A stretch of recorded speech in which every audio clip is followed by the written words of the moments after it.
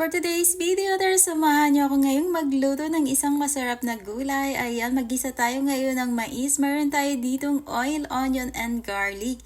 Gisa muna natin, saka natin ilagay yung ating kinadkad na mais. Ayan, ang sarap nito guys. Nakakamiss kainin yung ganyang pagkain. At ayan, pakuluan lang muna natin at magha-harvest tayo ngayon ng aking sili.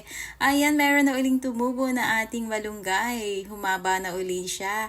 Atin siyang ilalagay dun sa ating ginisang munggo.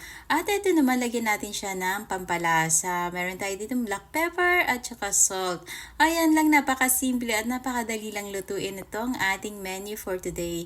Try nyo to guys at sure na magugustuhan nyo. Ang sarap nitong partner sa dried peas. Ayan, ilagay na natin yung ating hinarvest na dahon ng malunggay at ng sili. Ayan lang guys. Thank you for watching my videos. Sana magustuhan nyo yung mga videos.